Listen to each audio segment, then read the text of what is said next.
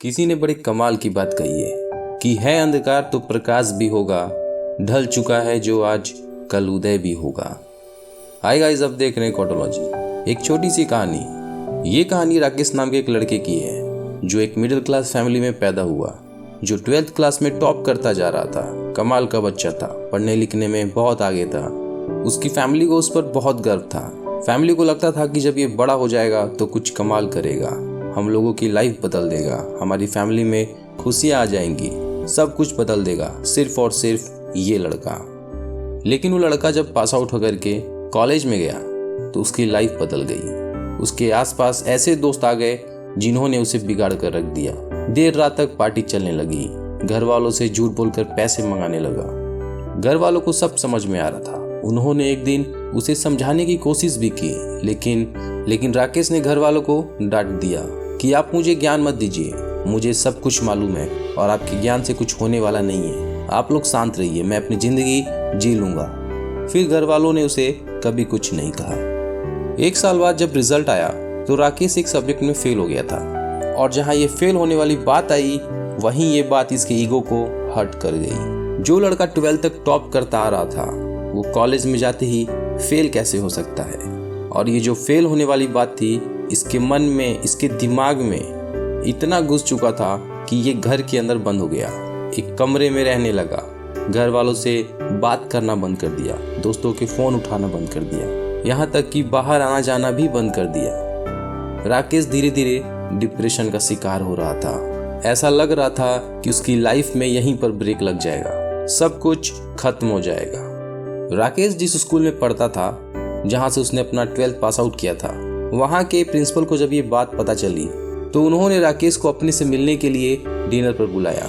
राकेश ये invitation reject नहीं कर सका, उसे मानना ही था क्योंकि ये न्योता आया था, वो भी प्रिंसिपल सर के यहाँ से। जब राकेश पहुंचा शाम को प्रिंसिपल सर के यहाँ तो उसने देखा कि प्रिंसिपल सर गार्डन में बैठे हुए थे और अंगीठी पर हाथ ताप रहे थे। सर्दी का माहौल था, ये भी जाकर वहां बैठ गया। प्रिंसिपल सर ने पूछा कि बेटा क्या हाल चाल है, सब कैसा चल रहा है? तो उसने कुछ नहीं बोला। लगभग 10 से 15 मिनट दोनों के बीच में कोई बातचीत नहीं हुई। तो प्रिंसिपल साहब ने सोचा क्या ऐसा अलग किया जाए कि ये कुछ बोले। उन्होंने अंगीठी में से एक कोयले का टुकड़ा जो जल रहा था उसे बाहर निकाला और जलते हुए टुकड़े को मिट्टी में फेंक दिया। जैसे ही उन्होंने मिट्टी में फेंका वो कोयले का टुकड़ा कुछ देर जला फिर बुझ गया। तब राकेश ने बोला कि सर ये आपने क्या किया? एक कोयले का टुकड़ा जो अंदर जल रहा था, हमें गर्मी दे रहा था, उसे बाहर फेंक दिया, बर्बाद कर दिया। तो प्रिंसिपल ने कहा कि बर्बाद कहाँ कर दिया, कौन सी बड़ी बात है, फिर से इसे ठीक कर देते हैं। उन्होंने उस कोयले के टुकड़े को मिट्टी में से उठाया और वापस ला करके अंगीठी में डाल दिया। वो टुकड़ा थोड़ी देर बाद फिर से जलने लगा, गर्मी देने लगा।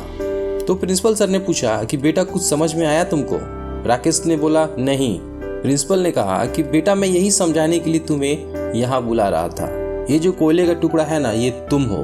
तुम जब अंगीठी से बाहर आए, गलत संगति में गए, मिट्टी में गए तो बुझ गए, लेकिन वापस आकर के जल सकते हो। बस शर्त ये है, अब तुम्हें अंगीठी में वापस आना होगा, अपनी लाइफ स्टाइल चेंज करनी होगी, अपने दोस्तों को बदलना होगा। बस इतनी सी बात समझाने के लिए यहाँ बुलाना चाहता था। राकेश को सारी बात समझ में आ गई, उसकी लाइफ भी बदल गई। हम में से कई सारे लोग ऐसे हैं जो डिप्रेशन का शिकार हो रहे हैं, सिर्फ और सिर्फ एक घटना की वजह से। हो सकता है कि जिंदगी के किसी मोड़ पर आप फेल हो गए हो, आपको लग रहा हो कि सब कुछ बर्बाद हो गया है, तो हार मत मानिए, चलते रहिए, सब कुछ अच्छा होगा। विश्वास रखिए अपने पे, डिप्रेशन को टाटा बाय बाय कहिए और कम बैक करना सीखिए। जाते जाते यही कहूँगा कि यूं जमीन पर बैठकर क्यों आसमान देखता है, अपने पंखों को खोल, जमाना सिर्फ उड़ान देखता है।